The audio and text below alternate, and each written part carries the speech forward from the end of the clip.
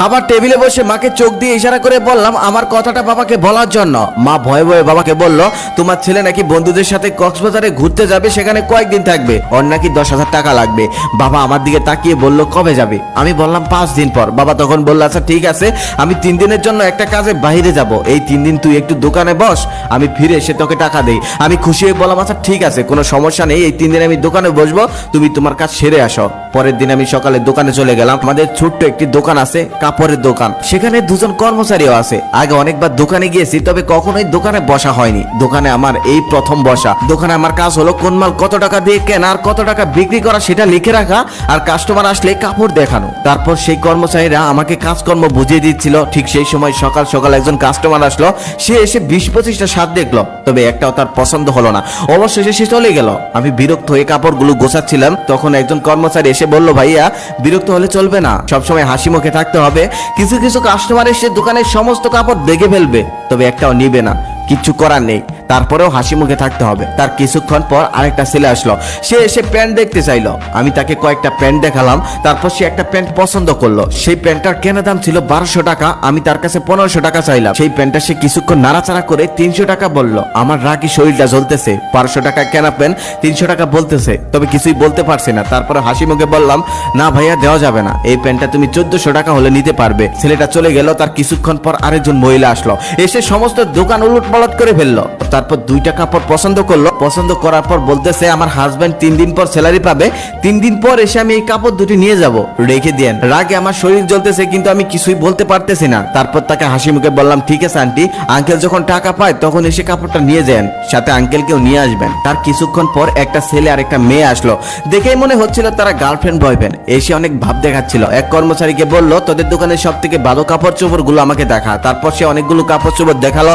অনেকগুলো কাপড় চোপড় দেখার পর সে বলল, তোদের দোকানে আর ভালো কোনো কাপড় নেই? কর্মচারী তখন বলল, না ভাইয়া, আমাদের দোকানে এর থেকে ভালো কাপড় চোপড় আর নেই। তখন সে বিরক্ত হয়ে বলল, দূর, ফকির নিয়ে একটা দোকানে এসেছি, শুধু শুধু সময় নষ্ট করলাম।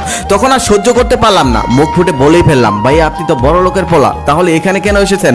আপনি তো যাবেন যমুনা ফিউচার পার্ক কিংবা বসুন্ধরা সিটিতে, এখানে এসে কেন সময় নষ্ট করছিলেন? তখন আমাদের দুজনের মধ্যে কথা কাটাকাটি হচ্ছিল। ঠিক সেই সময় আমাদের এক কর্মচারী তার কাছে মাপ চেয়ে বলল, ভাইয়া প্লিজ আপনি চলে যান। তারপর ছেলেটা চলে গেল। তারপর কর্মচারী আমাকে এসে বলল, ভাইয়া এমনটা করা যাবে না, আমরা দোকানদার, আপনি তো প্রথম এসেছেন তাই জানেন না, প্রতিদিন কত রকমের কাস্টমার আসে, কত মানুষ কত কথা বলে, সেগুলো আমাদের সহ্য করতে হয়, হজম করে নিতে হয়, শুনেও না শোনার ভান করতে হয়, কিছু করার নেই, আমরা দোকানদার। ওই যে কথায় আছে না, খদ্দের লক্ষ্মী দোকানদার পেঁচা। তারপর সারাদিন দোকান করে আমি একটা হিসাব করে দেখলাম, সমস্ত খরচ বাদ দিয়ে আমি মাত্র ইনকাম করেছি মাত্র 800 টাকা। এভাবেই 3 দিন দোকান করলাম। 3 দিন দোকান করার পর হিসাব করে দেখলাম 3 দিনের সমস্ত খরচ বাদ দিয়ে আমি মাত্র ইনকাম করেছি 5000 টাকারও কম। আবার এই 3 দিনে আমি যে কষ্টটা করেছি, আমার জীবনে আমি এত কষ্ট করিনি, এত মানুষের কথা শুনিনি, কখনোই এত মানুষ আমাকে অবহেলা করতে পারেনি। তারপর সে রাতে আমি ঘরে শুয়ে শুয়ে মোবাইল টিপছিলাম। ঠিক সেই সময় বাবা আমার পাশে এসে বলল, এই নিয়ে তোর 10,000 টাকা। আমি তখন বাবাকে বললাম, বাবা কিসের টাকা? তখন বাবা আমাকে বলল, কেন,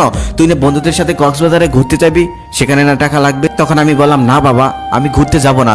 যে আমি 3 দিনে 5000 টাকাও ইনকাম করতে পারলাম না, সেই আমি কক্সবাজারে গিয়ে 2 দিনে 10,000 টাকা ভাঙার ক্ষমতা রাখি না। আমাদের মতো মধ্যবিত্ত ফ্যামিলিদের এসব মানায় না। তখন বাবা বলতেছে, তোর তো পণ্ডিতি করতে হবে না, বন্ধুরা যাচ্ছে তুইও যা, সমুদ্রের বিশালতা দেখলে নিজের মনটাও বিশাল হয়ে যায়। তখন আমি বাবাকে বললাম, বাবা বিশালতা দেখার জন্য সমুদ্রের পাড়ে যেতে হয় না, বাবার চোখের দিকে তাকালেই হয়। তারপর আমি কক্সবাজার যাওয়াটা ক্যান্সেল করে দিলাম। রাতে খাবার টেবিলে বসে বাবাকে বলছিলাম, বাবা দোকানে 2 জন কর্মচারী রাখার কোনো দরকার নেই, কাল থেকে আমি দোকানে বসবো, একজন হলেই হবে। তার একটু পর বাবা মাকে বলতেছে, আজকে তরকারিতে এত ঝাল দিয়েছো কেন? চোখে পানি এসে যাচ্ছে। আমি খুব ভালোভাবেই বুঝতে পারলাম তরকারি ঝালের জন্য বাবার চোখে পানি আসেনি, বাবার চোখে পানি এসেছে আমার কথায়। শত কষ্টের মধ্যেও সন্তানদেরকে ভালো রাখার জন্য কত কষ্টই না করে তার। আর সেই সন্তান যখন বাবার পাশে দাঁড়ায়, তখন সত্যি বাবারা কেঁদে ফেলে। তবে এই কান্না দুঃখের কান্না নয়।